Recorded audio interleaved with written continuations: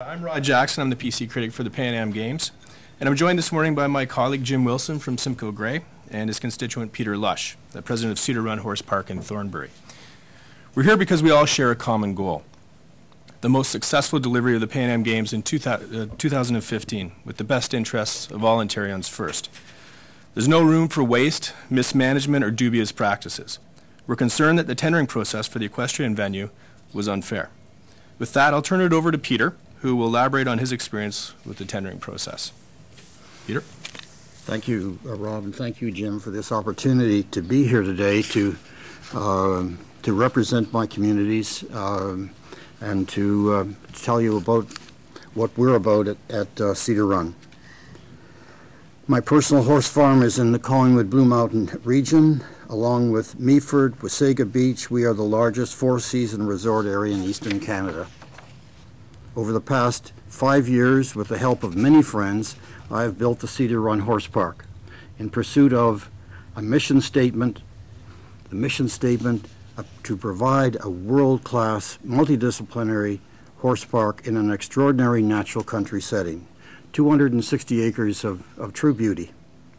2 years ago, we had the opportunity to bid to hold the equestrian portion of the PanAm Games of 2015 at our park, Cedar Run. The pictures we have brought give testimony. They give testimony to the fact that it is truly most beautiful, to the fact that and is the ideal location to hold the games. All three equestrian events, we have that capacity and more. Our bid was a joint proposal by Cedar Run and the surrounding municipalities, the resort home of sports and entertainment in this province of Ontario. We waited to hear from the bid committee. We heard nothing. No member of the bid committee or technicians came to see the park during the bid process. We finally hired a lobbyist and had only the weekend prior to the cutoff date to render the financial proposal based on specifications given at that late date. Our bid to complete the park to Olympic standard, $4.25 million. The taxpayers' portion of that bill, $2.4 million. We are optimistic about the outcome of our bid because we can easily accommodate 50 to 60,000 people over a 2-week period with the help of thousands of businesses in our community that cater solely to the sports and entertainment industry. Cedar Run can easily accommodate 10,000 spectators on our berm seating over our Grand Prix rings, and the pre-game accommodation is a walk in the park. There were two other bids, Guelph University and Palgrave. The university backed away, and it could have been a very logical place due to extensive costs, as I understand it, in the building of their venue. Palgrave was selected. The reason given was that it was the closest to the athletes' village in downtown Toronto. And I smile because I could not believe that reason. No dedicated rider would live in downtown Toronto. An hour and a half's drive from his or her $1 million horse and venue each day. And it's probably more like 3 hours in the summer heat kind of thing. The facility as proposed does not meet the FEI Olympic standard requirements. They'd have to build a village, my understanding. I do now understand one reason that they were chosen. The CEO of the organizing committee said in writing recently that the decision was made 4 years ago, not 2 years ago during the bid process, but 4 years ago. Then why have the bidding process at all? What a waste of money and energy for Cedar Run and our municipalities to provide the bid in the first place. Yesterday, I'm told the decision 4 years ago was on a much larger piece of land. Really, what are we doing here? By the way, Mr. Troop has never toured Cedar Run, the CEO of the organization committee. I do in no way support the organization committee. as to their uninformed decision, and commend the mayors of the 4 municipalities and the wardens of counties of Grey and Simcoe. The reason they are here today is to ask the province to review that decision, have the FEI review the decision also. Excuse me. I brought along an abbreviated quotes and fact sheet with other material that tells the story from here. But $8 to $9 million in taxpayers' cost difference between Cedar Run and Palgrave, and that is just the beginning. This is at a time when budget chiefs are doing everything to cut expenditures and increase revenues for the province. The people in this building laid off 1,500 people last year. The overlay costs will be horrendous. With limited hospitality infrastructure, little parking. Well, there is one place where you can buy a sandwich and get a coffee and sit in your car and eat them. That's the only thing in Palgrave at the moment. No accommodation or food service. Busing everybody up from Toronto will lead to a huge loss in income also. And no other spectator entertainment, either during the downtimes at Palgrave. There were 32,000 people in Mexico the day of the horse trials. That's according to the information from the FEI that is in the media kit.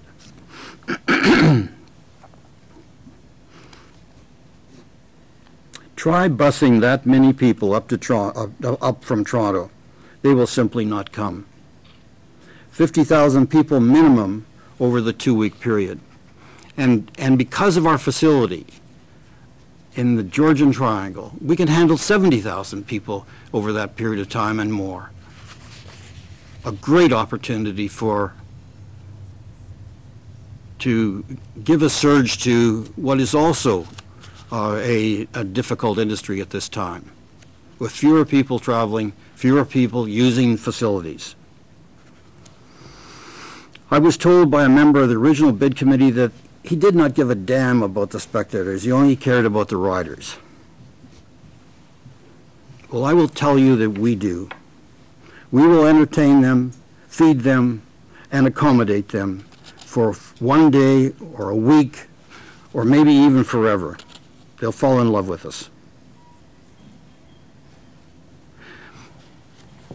I must tell you, I am totally confused. I see no logical reason for what is taking place. Do we truly want to have a great PanAm Games, a wonderful experience for the competitors and for the overlooked spectators? From 40 countries, as well as financial success for the organization. Back to the business of money and dollars and cost savings. To keep the PanAm budget from escalating, cut the costs and produce more revenue, and make the games great, that is Cedar Run's proposal. This time around, and the proposal of the mayors of the 4 communities. And specifically Ellen Anderson, she couldn't be here today, but she's been great at helping us build a fantastic facility. I know that the thousands of businesses in our region, in the sports and entertainment industry, could sure use the stimulus at this time. A time when almost all of us are working harder, and making less. The elected representatives in my community recognize this fact. They also do not understand the taxpayers' dollars that could be wasted here. The economic impact by way of an economist out of Ottawa felt that the 2 weeks of the games, as far as those who are there backing up the entertainment, it's $18 million. It's not a huge number, when you're talking about billions and PanAm Games, but it's certainly money that a community, an industry such as sports and entertainment can handle at this time and dearly need. We have Cedar Run ready in 2000. We could have Cedar Run ready in 2013, and we're doing the work anyway in one sense, for the competition of the PanAm Games scheduled in 2015. Time for everyone in the horse industry to finally come and experience our community park, for the equestrian PanAm community to fine-tune every aspect. Troop says Palgrave will be ready in 2014. I understand that. Yes, they have a lot more work to do. In conclusion, I have no idea what this is all about. Why Mr. Troop and Mr. Gallagher is taking the position they have. Neither one of them have toured Cedar Run. They have not looked at the alternative venue. I can understand a bias. David Peterson has his farm in Caledon. Mr. Gallagher grew up there. They have their personal preferences, and I understand that, and can sympathize with him. However, in this case, they should recluse themselves from the decision-making process if that's the case. A lack of objectivity when they have never taken the time to even tour the other venue. This is not sour grapes, David. This is not sour grapes, as he mentioned, and directing that comment to me and to the municipal proponents from the Georgian Triangle. It is our combined call for fairness in the process where a mistake, in their view, is taking place that affects negatively the taxpayers of Ontario and the constituents of their home territory. Troop calls Palgrave presently a world-class facility with no infrastructure,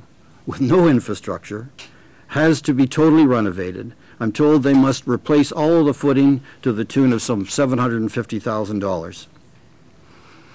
David says that they have picked the same venue as was chosen for the proposed 2008 Olympics. For all three events, I understand, in the same location. What is forgotten is that only 31 acres was conservation land, and the north portion of the 69 acres owned by the Equestrian Management Group was sold off to a development company for housing. This is the reason that Palgrave has, in 2015, split the venue with Willowwind, 27 kilometers away, to hold the horse trials. There's a picture of it of Willowwind in the kit. I'm sure there's a lot of people in Caledon who want the games, and I recognize that, and I'm not going to be looked upon very favorably being part of a horse park and maybe in their view maybe fighting against them. That is also true, on the other hand, in the Blue Mountain Collingwood area. If the decision-making process is fair, then everyone can accept whatever decision is made by those in charge, who can